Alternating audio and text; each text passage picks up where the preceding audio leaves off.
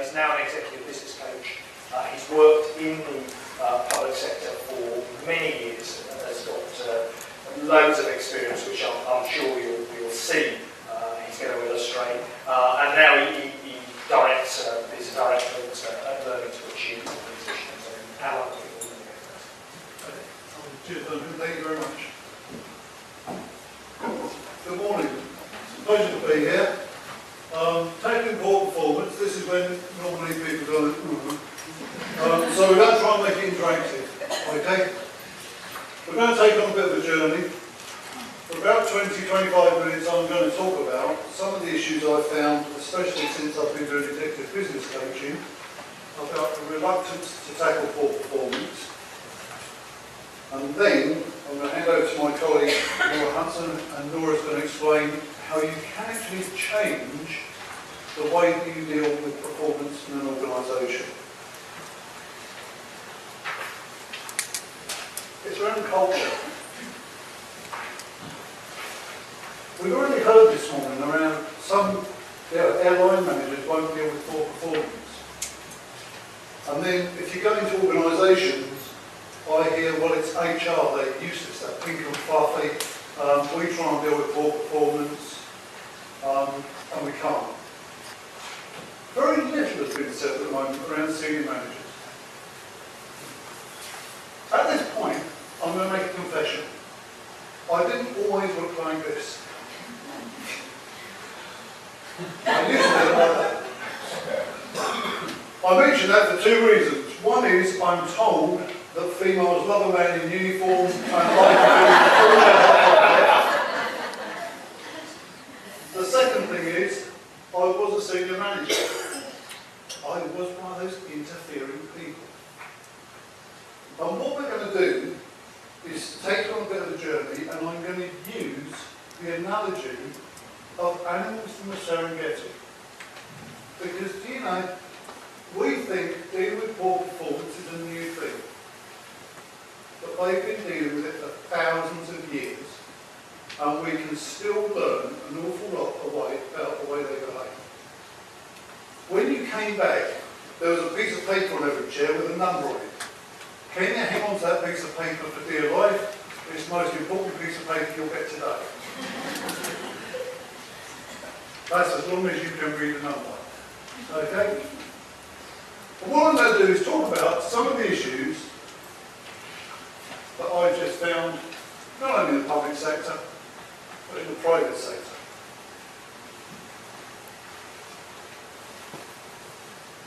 In our team, as far as I'm concerned, there's a continuum, and it starts up this end.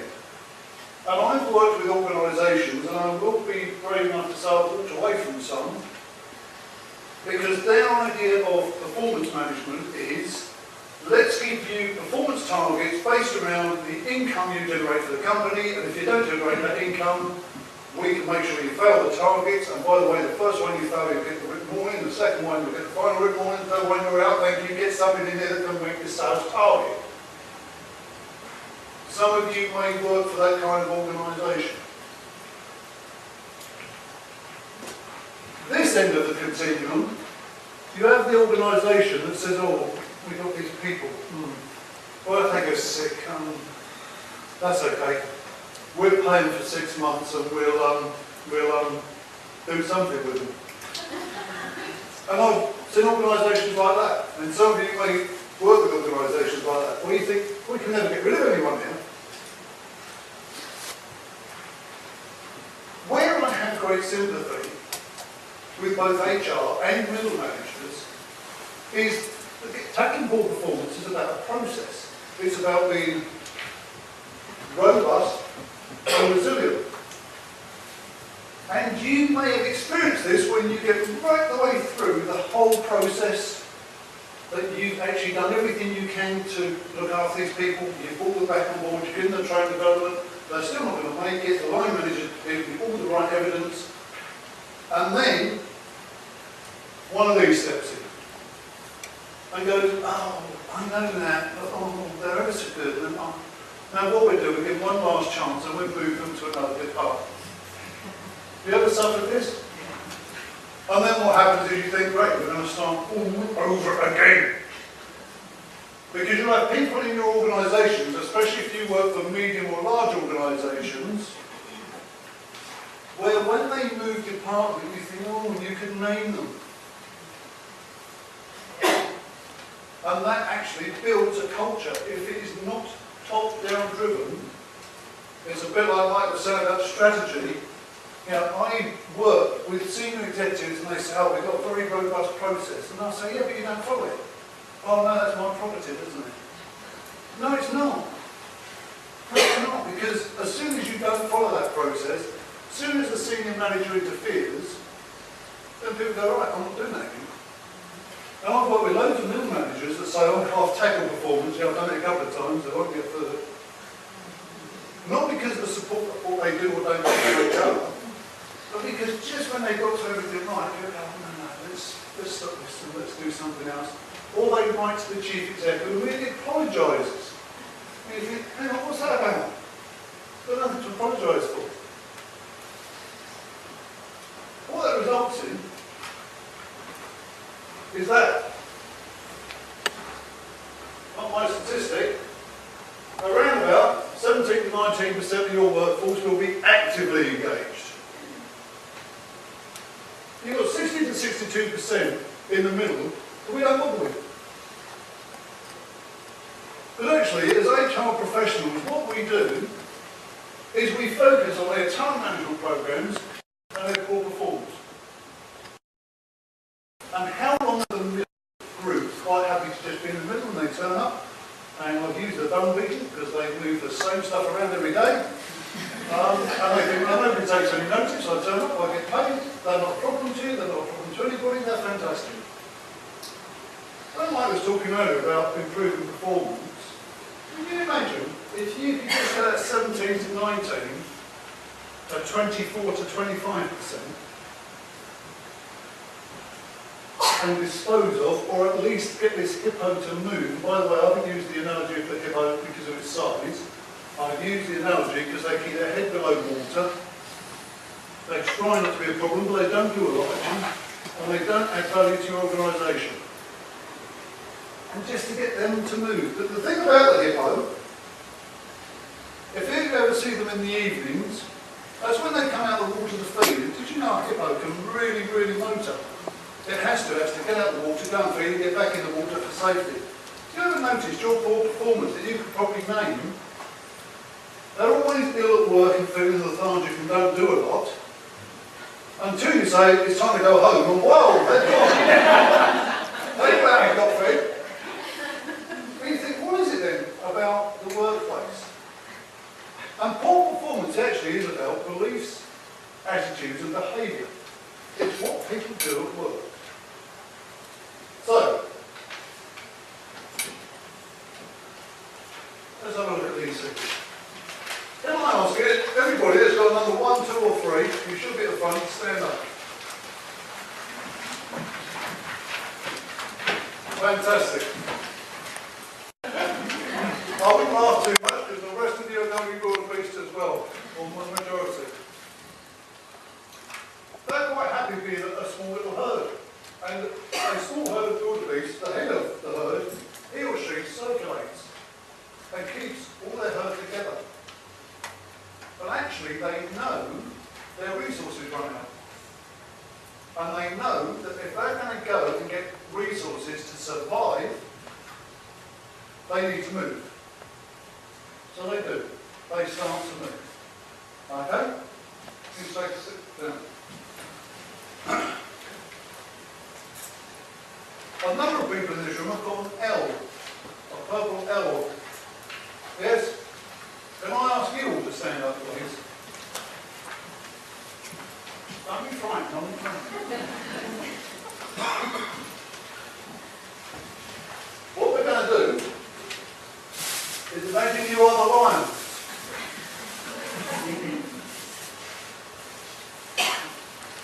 And can I tell you, they're ever so good at keeping the herds of wildebeest moving.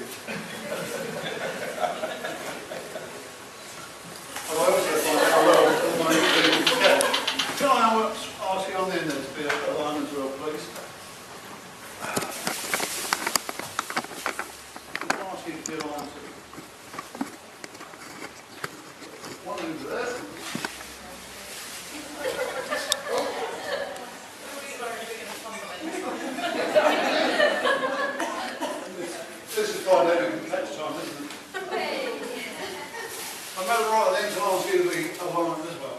Okay? In that case, would groups 4, 5 and 6 now stand up, please? Groups 1, 2 and 3 are on the move. You're quite happy following them, yeah? How confident, especially groups 4 and 6, do you feel, knowing what's sitting to your side? Not very confident? Where would you like to be? You'd like to be in the middle. Can I tell you? So does every small herd of wildebeest. Because actually what the head of the herd does, like most heads of your departments in your organisation, they're all very corporate and circle, but they actually try and just be corporate and nudge. Because you will never see on any film any lion jumping over the herds to get the ones in the middle. They are probably your 62%. They're quite happy, thank you. Nobody's focusing on them. They're okay. Thank you, sir. Group 7, 8 and 9. Do you feel comfortable where you are? When you look around and those with lines, can you actually hold them up? Feel comfortable? Good. Now the trouble is, you see, you've started late because the leaders, the ones that set the direction, are down here. And you're trying to keep up. You may be the 17 to 19% of hippo beast. Wildebeest that would prefer to be hippos. But I'll tell you what happens with every head of the herd of wildebeest. If one of you starts really dropping back, the head of the herd actually makes a bigger circle and encourages you to come forward. And it'll do that 4 or 5 times. Do you think groups 1, 2 and 3 are going to wait whilst you continually retrieve your poor performer? No, they're not. So after the head of the herd has done all they can to develop their poor performers, they let them become lion feed. I am not saying you become that radical with your poor performance stuff. Although there are times you may wish to. You all take a seat. I'll tell you what they don't do. They don't sit there and go, actually, you're not doing very well in my herd, so I'm going to move you to another herd. They don't sit there and think, I'm going to spend 80% of my time dealing with the 2% problem staff in my organisation. They set a very clear standard. Okay? They set a clear standard that every one of these wildebeest knows about, and you've heard today about the workforce. How well do they know what you expect of them?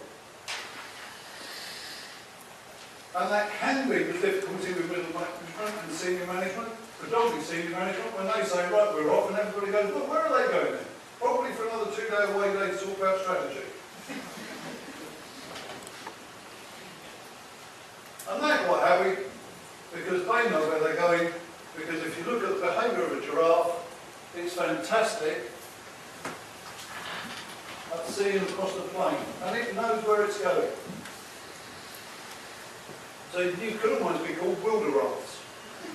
You know where the resources are, and you're heading towards it. But for heaven's sake, take the whole organisation with you, because the number of times lately I'm working in organisations and I sit there with the chief executives and I say, right, you've got a strategy and it is debatable, and I fully agree with Mike. They go, yes, what is it? Right. It looks something like that. No, what is it? And have you communicated that to all your staff? And they go, yeah, I produced this fantastic big document. Great, they're brilliant for keeping doors open. Nobody ever reads it, or the other excuse I hear is it's on the intranet. That's a cover-all excuse. Do all of you read everything that's on your intranet? If you did, that's the only thing you'd ever do all day, isn't it? Well, we actually seem to be afraid of having a difficult conversation.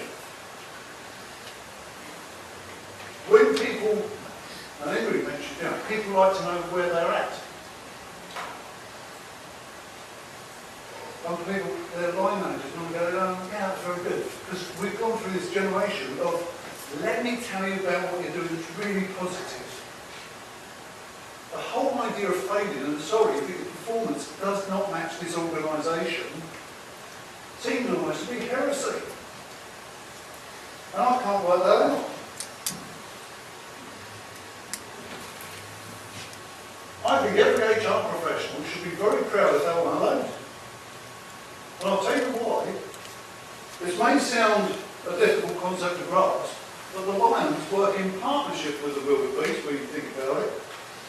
Because the speed of the wildebeest, the way they need to improve to get their resources to survive and to move to better pastures, the lions follow them. The lions don't go down into this group in the middle. What they do is they actually wait. Because they're lazy. What they do is say, right, I'll give you every chance, you keep developing, you're a member of the herd, and if you get involved with a member of the herd, I'll find one that isn't. And they'll take the easier prey. And actually, if you're working in partnership with your line managers, and saying, yeah, okay, we need to have some difficult conversations, you keep working with them, we'll keep telling you, we'll make sure you follow the right process. But you can also encourage your line managers to be robust. Because we all know that poor performers can come up with every excuse in the book. You will probably recognise that they are the people that will bring in the sick note. And can I tell you, I've heard people be advised to do that. There are also people who will put in a grievance and go, oh, my line manager's bullying me because it's the first person in the world that's ever told me my performance isn't up to scratch. Do you recognise some of this? And then, or they do both. They put in a grievance and go, oh, you're stressing me out now.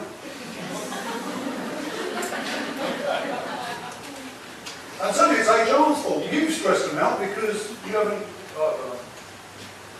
But you can name those people and you know the tactic. You know almost where in the process this sick note is going to suddenly appear from, don't you? And it's how to stop that. It's about having a robust, solid policy that says, great, I've heard about that, we're still going to deal with your poor performance. Well, actually, I do have some sympathy for the workforce. If you suddenly say your performance isn't up to scratch, and they go, oh, I'm doing mine competent best here, right? Nobody's ever told me what they really want from me. And as an organisation, I make one plea. There's appraisals got mentioned earlier. Please don't build in a process, and I've seen this on numerous occasions, where you actually subliminally discourage line managers from dealing with poor performance. And I'll tell you how. I can't remember which person mentioned the 6th grading instead of the 9th grading. But whatever grading you use. I've seen PDRs that say if your member of staff is exceeding their performance and then they should get a pay rise, tick this box and click a paragraph. If they're okay, tick one of these boxes, don't write anything. If you think they're underperforming, tick this box and write war and peace on the back of it. Can I tell you, we are human beings. We're not quite as slick as the animals of the Serengeti, so what do we do?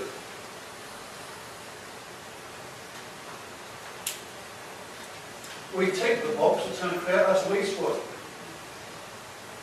And I'm not criticising anybody for that. Everybody has got a day job and you're inundated with all the information that you're getting now, the emails, the hundreds of information that people want and it's a response to. And then people say, can you write all this? 5, 4, 5, 4, 4.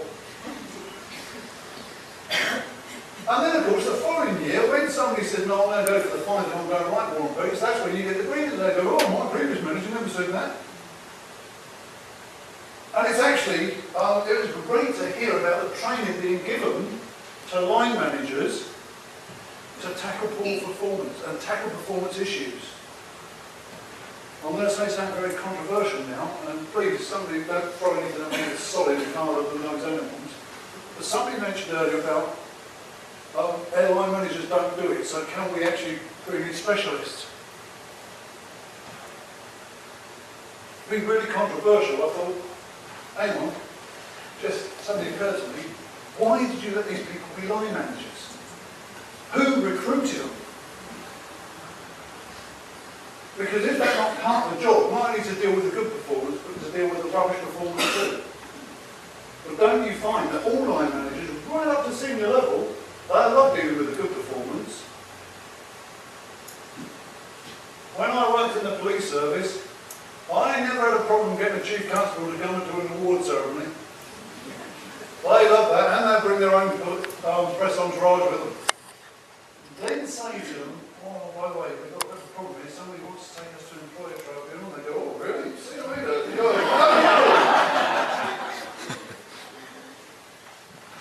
You ever suffered that? And doesn't it make you sit there and think, right, okay, I'm going to become like 62%, because the challenging question to everybody in this room today, and it's a genuine question, it's one of the coaching questions I use, but people look at me as though they think, why am I paying you a fortune because I hate you? And I say to them, how engaged are you? How engaged are you as an individual? Because that actually does affect how you, everyone in this room, tackles poor performance.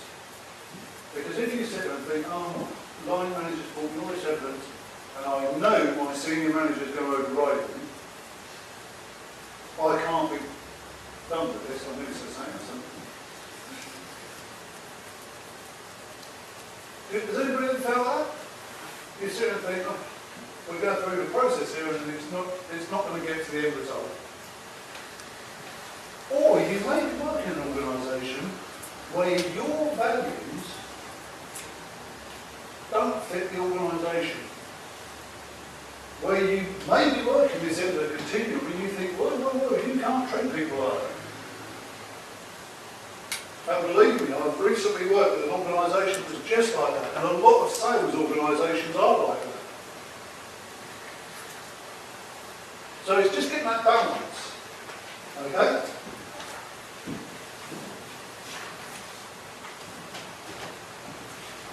What I will tell you,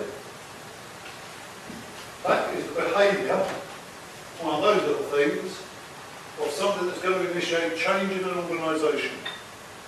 It has all the behavioural characteristics. It's quite thick-skinned, very focused. If you become the target of the rhinoceros, tell me if it's going to change something, it's not going to waver from it, and it's very, very resilient. When we think it's hard, just sit there and ask yourself a question. Which animal do I want to be like?